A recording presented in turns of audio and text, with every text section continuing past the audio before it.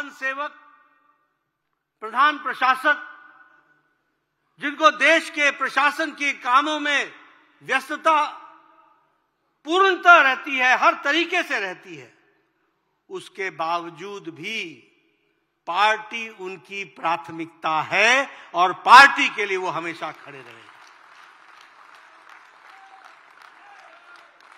यह हम सबके लिए बहुत ही सौभाग्य की बात है कि जिनकी प्रायोरिटी में पार्टी कैसे आगे बढ़ेगी, कैसे आगे पार्टी चलेगी, किस तरीके से हम कैसे पार्टी को आगे बढ़ा सकते हैं, कण जिसको हम कहते हैं सेकंड हर पल इस बात की चिंता करने का काम मैंने प्रधानमंत्री मोदी जी को देखा है।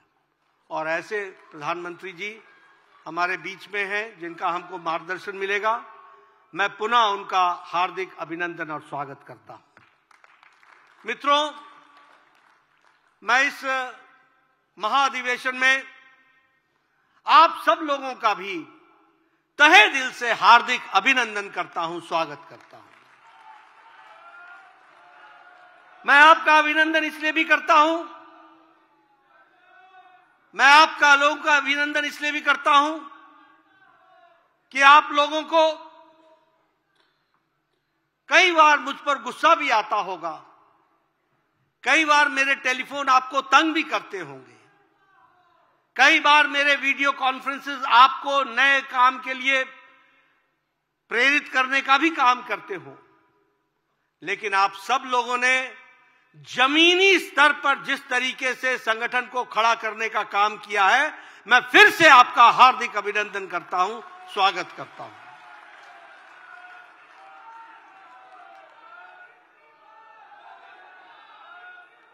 मित्रों 7 दशक के भारतीय जनसंघ और भारतीय जनता पार्टी के इतिहास में हमने हर कालखंड को देखा है। हमने संघर्ष का काल देखा, हमने जब हमारी उपेक्षा की जा रही थी वो काल भी देखा, हमने वो काल भी देखा जब हम जमानत बचाने के लिए चुनाव लड़ते थे, हमने इमरजेंसी भी देखी, संघर्ष भी देखा, हमने चुनाव में जीतने की प्रक्रिया, हारने और जीतने की प्रक्रिया भी देखी। लेकिन हम सबको बहुत ही खुशी है कि पिछला दशक जो गुजरा है वो प्रधानमंत्री मोदी जी के नेतृत्व में उपलब्धियों भरा है, उपलब्धियों से भरा हुआ है। ये हम सब के लिए बहुत ही खुशी का विषय है और बहुत ही खुशी के साथ मैं आप सबके साथ शेयर करता हूं।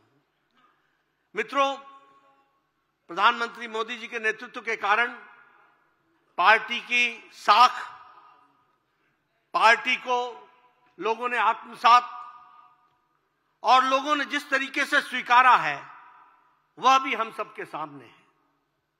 2009 के चुनाव में भारतीय जनता पार्टी को जहां देश का 18.8% का समर्थन मिला था, वहीं 2014 में मोदी जी के नेतृत्व में भारतीय जनता पार्टी 31.3% पर पहुंच करके खड़ी है। और 2019 में हमने अपना ही रिकॉर्ड तोड़ा, जहां 282 से 303 सीटें आईं, वहीं हम 31% से बढ़कर 37% हमारा वोट शेयर बढ़ा। यह भी हमको ध्यान रखना चाहिए। हमारी जीत की श्रृंखला लगी और हमने जीतने की जो पारी थी उसको खेलना शुरू किया। हमें याद है कि 30 साल बाद पूर्ण बहुमत की सरकार मोदी जी के नेतृत्व में 2014 में बनी और उसके बाद 5 साल बाद फिर से अगर कोई दोबारा सरकार पूर्ण बहुमत की बनी तो वो आदरणीय प्रधानमंत्री मोदी जी की बनी। वो भी हमको याद रखना चाहिए। मित्रों, आज हमें इस बात का भी फक्र है और हम गौरव महसूस करते हैं कि आज कभी हमारे 4 पीढ़ी जिन्होंने खपा दिया, वो इस दृश्य को देखने के लिए एक सपना होगा उनके लिए। आज हमारा अधिवेशन नहीं, महाधिवेशन हो जाता है, राष्ट्रीय परिषद नहीं, वो महाधिवेशन हो जाती है। और हमारा सम्मेलन नहीं, हमारा सम्मेलन सभा में, जनसभा में बदल जाती है। यह हमारी परिस्थिति आज आकर के खड़ी हुई है और हम आज विश्व की सबसे बड़ी पार्टी बनकर के खड़े हुए हैं, वर्ल्ड्स लार्जेस्ट पॉलिटिकल पार्टी के रूप में खड़े हुए। 2014 से पहले हमारे सिर्फ 5 सरकारें थी, जहां 5 प्रदेशों में सरकारें थी और लंबे समय तक हम 5-6 पर रुके हुए थे। लेकिन 2014 के बाद आपको जानकर के खुशी होगी कि आज एनडीए की 17 प्रदेशों में सरकारें हैं और 12 प्रदेशों में विशुद्ध भारतीय जनता पार्टी की सरकार है। हम उस समय 2014 से पहले लगभग 17.5 की जनसंख्या का प्रतिनिधित्व करते थे।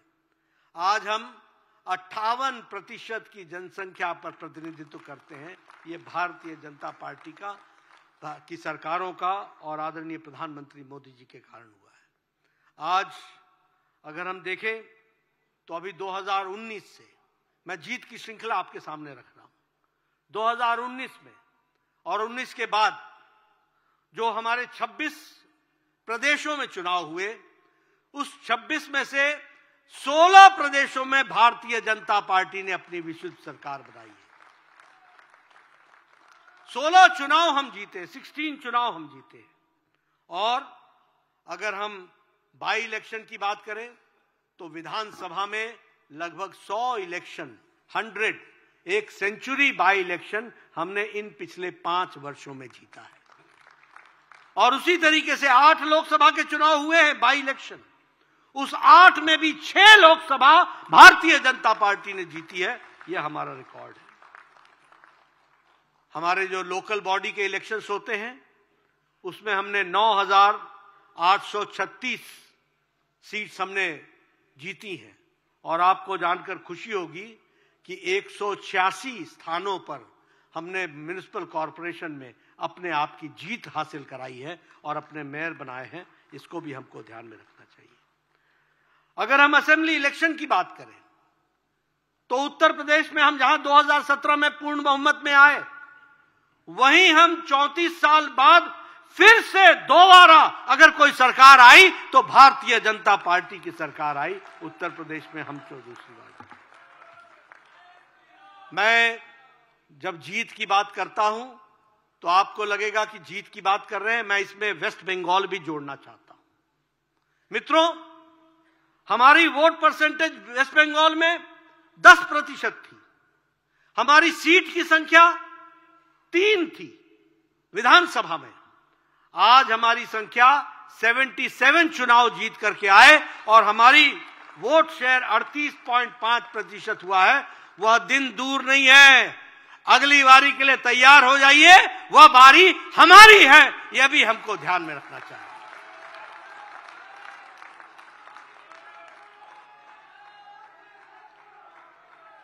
गुजरात में हम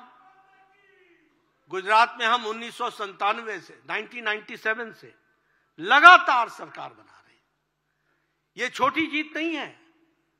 लगातार इतने सालों से सरकार बनाना, सरकार में रहना, और वहां एंटी इनकम्बेंसी नहीं, प्रो इनकम्बेंसी होती है। प्रो इनकम्बेंसी का वोट पड़ता है। यह भी हमको ध्यान में रखना चाहिए।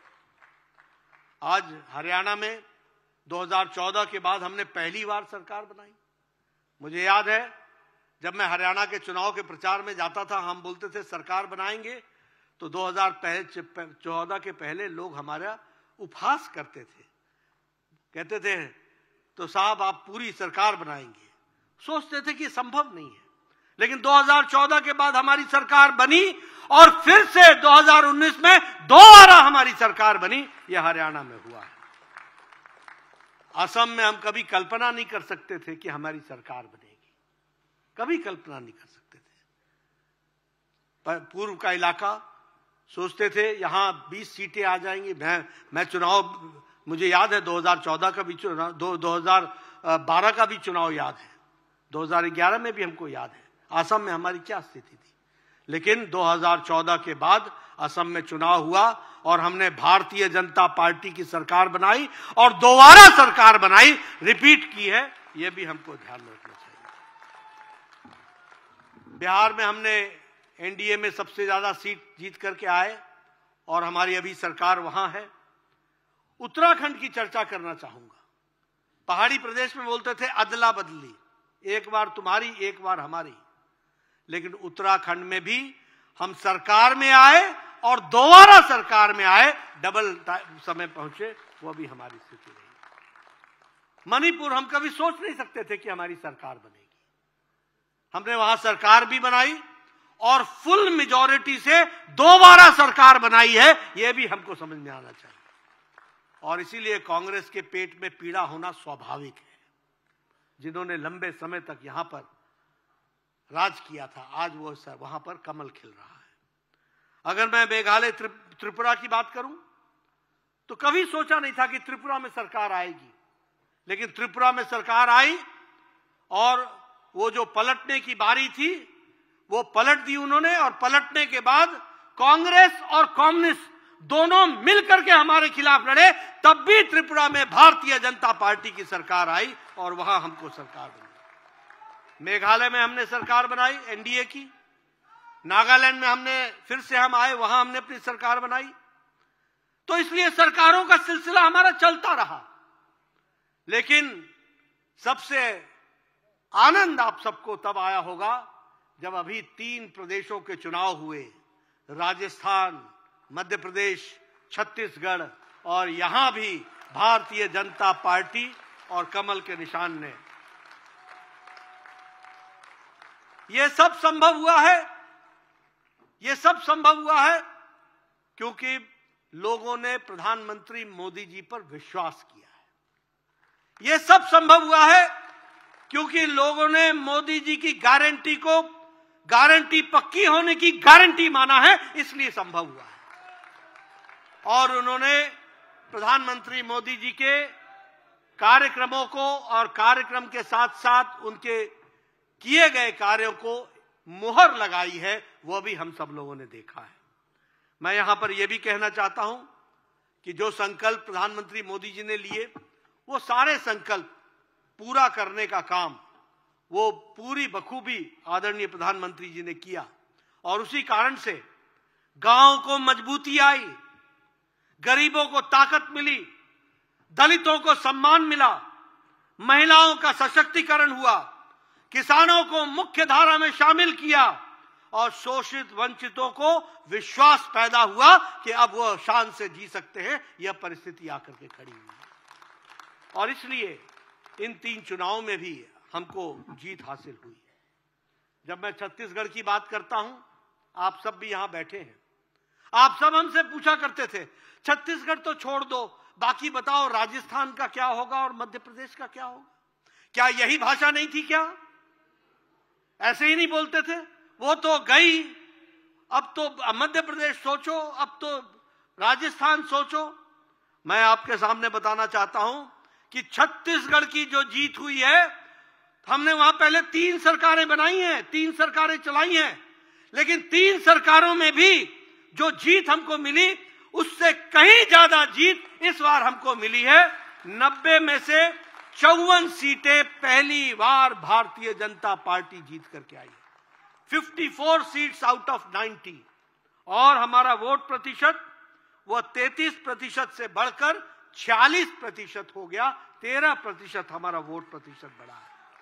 यह छत्तीसगढ़ की कहानी मैं आपको सुनाना चाहता हूं, और मैं चाहूंगा हमारे सभी लोग जो राजनीतिक दृष्टि से जानना चाहते हैं वो इसको स्टडी करें, किस तरीके से प्रधानमंत्री जी ने जो रणनीति बनाई है, अमित शाह जी ने जो रणनीति बनाई और जो हमारे सभी लोगों ने उसको क्रियान्वित किया, उसके कारण आज छत्तीसगढ़ जहां हार की बात करते थे वहां जीत में, और वह भी अकल्पनीय जीत तक हम पहुंच पाए, वो भी हमने देखा है। मध्य प्रदेश में लोगों ने साफ कह दिया था एमपी के मन में मोदी है, मोदी के मन में एमपी है। ये छू गया था, ये लोगों को रास आया, लोगों ने विश्वास किया कि मोदी के मन में एमपी है और एमपी के मन में मोदी है। लोगों ने इस पर जुड़ाव दिया और वहां भी हम रिकॉर्ड मार्जिन से 2/3 मेजॉरिटी से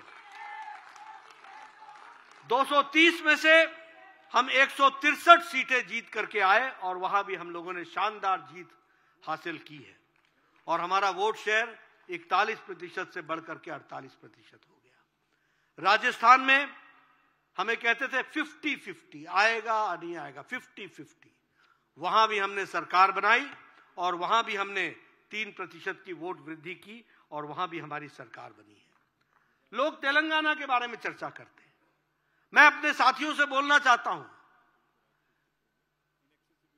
कई बार हार में भी जीत होती है और हमने ये जीत हासिल की है। तेलंगाना की अगर मैं बात करूं, एक विधानसभा विधायक था हमारा और हमारा वोट शेयर वहां पर 7.1% था। आज हमारा वोट शेयर 14% हो गया, डबल हो गया। 8 विधायक हमारे चुन करके आए हैं। अगली बार हम किसी तरीके से छोड़ने वाले नहीं हैं, वहां भी हमारी सरकार बनेगी, इस तैयारी से हम लगे हैं। मित्रों, ये सब काम जो इतनी बड़ी जीत हासिल हुई, प्रधानमंत्री मोदी जी के नेतृत्व पर जनता ने विश्वास किया और आप सभी कार्यकर्ताओं ने धरती पर जो अथक मेहनत की और उसको वोट में ट्रांसफर करने में जो आप लोगों ने काम किया, आप सब लोगों को बहुत बहुत बधाई और आप सब लोगों को भी साधुवाद जिन्होंने इस काम को आगे बढ़ाया है। पार्टी ने एक लंबी वैचारिक यात्रा भी पूरी की है और जब मैं वैचारिक यात्रा की बात बोलता हूं तो अकेली भारतीय जनता पार्टी है जिसने जो सन 51 में कहा वो 2023 और 24 में भी उसी बात पर अड़ी रही। कोई पार्टी नहीं है जिसका वैचारिक अधिष्ठान टिका हुआ रहा हो, कोई राजनीतिक दल नहीं है। अगर वो दल है तो भारतीय जनता पार्टी है। हम लोग जिनकी यात्रा एकात्म मानववाद से सरलीकरण करते हुए और उसको कार्य रूप देते हुए अंत्योदय तक पहुंची और अंत्योदय को कार्य रूप देने के लिए हमारे प्रधानमंत्री जी ने उसी को आगे बढ़ाया। सबका साथ, सबका विकास, सबका विश्वास, सबका प्रयास, इस बात को आगे बढ़ाने का काम किया और इसी को फिर से जब लोग भारत की जनता को छोटे छोटे जातियों में बांटने के प्रयास में लगे हैं, जब वो वोट बैंक की राजनीति को आगे बढ़ाने के लिए लगे हैं, जब वो सरकार में सबका भागीदारी लेकर के बनने का प्रयास करते हैं और उसके बाद वो सरकार किसी जाति विशेष की हो जाती है और उसके बाद वो सरकार किसी विशेष वर्ग की हो जाती है, इसको अगर किसी ने इस संस्कृति को बदला और इसको चैलेंज किया तो वो हमारे प्रधानमंत्री मोदी जी ने किया और आज ज्ञान के माध्यम से जी फॉर गरीब, वाई फॉर युवा, ए फॉर अन्नदाता और एन फॉर नारी शक्ति। अगर गरीब की चिंता हो गई, अगर युवा की चिंता हो गई, अगर अन्नदाता की चिंता हो गई, अगर महिलाओं की नारी शक्ति की चिंता हो गई तो देश की और समाज की चिंता हो जाती है। इस बात को आगे रखा है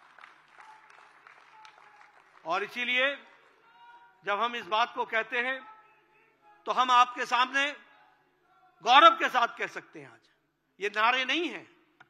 प्रधानमंत्री गरीब कल्याण अन्न योजना, 80 करोड़ की जनता को अन्न की व्यवस्था करना और उसके कारण 25 करोड़ की जनसंख्या गरीबी की रेखा से ऊपर उठ जाती है और नए अरमान और नए पंख के साथ आसमान की तरफ बढ़ती है, तो यह भी हम सबको देखने वाली बात है।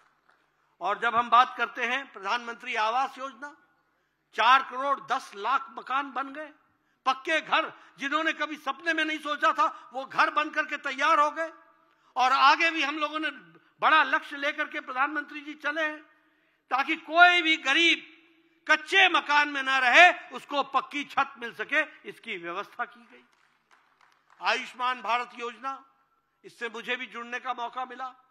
9 महीने के अंदर इतनी बड़ी योजना, 55 करोड़ लोगों को 5 लाख रुपए का सालाना गंभीर बीमारियों से लड़ने के लिए उसकी व्यवस्था करना, यह काम किसी ने किया है तो वो आदरणीय प्रधानमंत्री मोदी जी ने किया आयुष्मान भारत के तहत।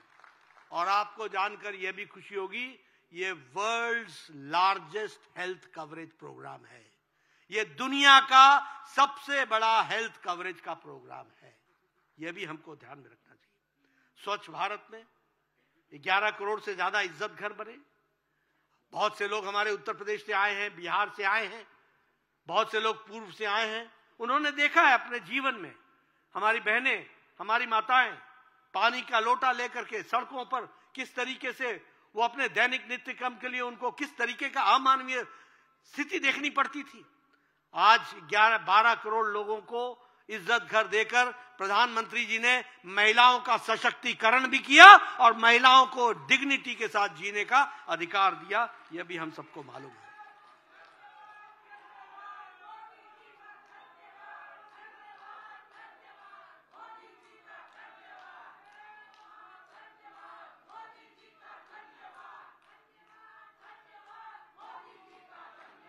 उज्ज्वला योजना, उजाला योजना, मैं थोड़ा समय लेना चाहूंगा प्रधानमंत्री जी, लेकिन मैं बताना चाहता हूं, मैं गांव से, पहाड़ से आता हूं। मैं बार बार सुनाता हूं, हमारी बहनें सवेरे 5 बजे उठती थी, जंगलों में जाती थी, लकड़ियां काटती थी, लकड़ियां काट करके बोझा उठा करके घर पर लाती थी और फिर वो उसको चूल्हे को जलाती थी। फूकनी से लेकर के वो फूक फूक करके चूल्हा जलाती थी। स्थान किया, वह भी हम सब लोगों ने देखा।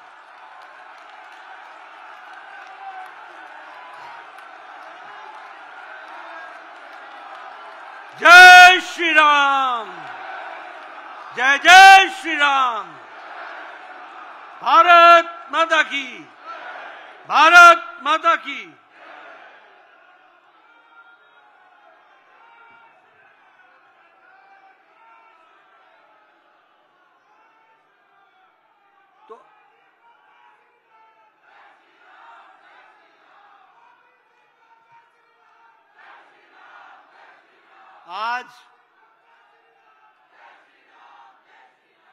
आज हम भव्य राम मंदिर और रामलला को विराजमान होते वहां देखते हैं। 22 तारीख को उसकी प्राण प्रतिष्ठा हुई और रामलला के इस कार्यक्रम में नहीं सिर्फ कोई गांव, कोई देश, कोई सिर्फ देश या कोई प्रदेश, सारी दुनिया में दीप जले, सारी दुनिया में, और सारे मंदिरों में घंटियां बजी और रामलला का स्वागत किया गया। और यह भी हमारा वैचारिक अधिष्ठान जो था उसको हम लोगों ने पूरा किया। इसलिए अगर हम कहें इसके साथ साथ तो हमें खुशी होती है। अभी अभी आदरणीय प्रधानमंत्री जी ने, जो हमारे भारत के महान सपूत रहे, जिन्होंने देश के लिए, समाज के लिए अपना योगदान किया, उनको भारत रत्न देकर के भी एक बहुत बड़ी पहल करके और भारत रत्न देकर के उनके कार्य को, उनके जीवन को समाज में स्थापित करते हुए उनको एक तरीके से रिकॉग्नाइज करना, उनको इज्जत देते हुए जो ये भारत रत्न का कार्य किया, उसके लिए भी ये राष्ट्रीय परिषद प्रधानमंत्री मोदी जी का हार्दिक धन्यवाद करती है। और उनको हमारे भारत रत्न में हमारे वरिष्ठतम नेता श्री लालकृष्ण आडवाणी जी, जिन्होंने पार्टी को पूरी जीवन ताकत लगा करके एक विशालकाय पार्टी बनाने में अपना योगदान किया, यह हम सब लोगों को अच्छी तरीके से याद है। और इसके साथ साथ जो एक लंबा राजनीतिक सार्वजनिक जीवन जिस शुचिता के साथ उन्होंने जिया, वह हम सब के लिए उदाहरण है और उसको भी हमको समझना चाहिए। और भारत के गृह मंत्री और उप प्रधानमंत्री के रूप में भी जो उन्होंने देश की सेवा की, वह भी हम सब लोगों को ध्यान में है। ऐसे वरिष्ठतम नेता को भारत रत्न से नवाजा गया, उसके लिए मैं प्रधानमंत्री जी का हार्दिक धन्यवाद देता हूं। चौधरी चरण सिंह जी, जो किसानों के अधिकारों के लिए सारे जीवन लड़ते रहे, शुचिता का जीवन व्यतीत किया, सादगी का जीवन व्यतीत किया और किसानों के लिए हमेशा आगे खड़े रहे, अग्रसर रहे और किसान भाइयों की आवाज को बुलंद करते रहे, ऐसे हमारे पूर्व प्रधानमंत्री चौधरी चरण सिंह जी को भी भारत रत्न दिया गया। कर्पूरी ठाकुर जी जिन्होंने सामाजिक न्याय के लिए, पिछड़े वर्ग के लिए, अति पिछड़ा वर्ग के लिए एक साधारण तरीके से जीवन जीते हुए गरीबों की जो लड़ाई लड़ी और उनको उनके 100वें साल के जन्मदिन पर प्रधानमंत्री जी ने उनको भी भारत रत्न से नवाजा, भारत रत्न दिया। इसके लिए भी मैं उनको बधाई देता हूं। सार्वजनिक जीवन में सादगी के साथ कर्पूरी ठाकुर जी ने अपना पूरा योगदान किया और सामाजिक न्याय, पिछड़े वर्ग के लिए, ओबीसी वर्ग के लिए, अति पिछड़ा के लिए उन्होंने पूरा जीवन अपना लगाया। ऐसे महान सपूत को भी प्रधानमंत्री जी ने भारत रत्न से नवाजा। हमारे पीवी नरसिम्हा राव जी जो भारत के प्रधानमंत्री रहे और जिन्होंने विभिन्न जिम्मेवारियों में देश की सेवा की और उनकी विजनरी लीडरशिप, दूरदृष्टि थी, जिसने आर्थिक दृष्टि से एक नए आयाम को आगे बढ़ाया और इसके साथ साथ शिक्षा में और भाषाओं को सार्वजनिक करने की दृष्टि से, यानी ज्यादा से ज्यादा लोग भाषाओं को जाने और उसके साथ पढ़ते हुए आगे बढ़े, इस काम को भी उन्होंने बढ़ाने का काम किया और साथ में शिक्षा के लिए काम किया। उनको भी भारत रत्न से नवाजा गया। और हमारे श्री डॉक्टर एम.एस. स्वामीनाथन जी, जिनको हम लोग एक तरीके से father of the green revolution कहते हैं, हरित क्रांति के जनक कहे जाने वाले, जिन्होंने फूड सिक्योरिटी भारत में लाई और ये जो खाद्य की सुरक्षा का विषय आया, इसको लाने में, यानी इसके लिए भारत को सामर्थ्यवान बनाने में एम.एस. स्वामीनाथन का बहुत बड़ा योगदान था। उनको भी भारत रत्न से नवाजा गया। मैं प्रधानमंत्री जी को इस निर्णय लेने के लिए और इन सबको भारत रत्न देने के लिए मैं हार्दिक धन्यवाद देता हूं और बधाई देना चाहता हूं।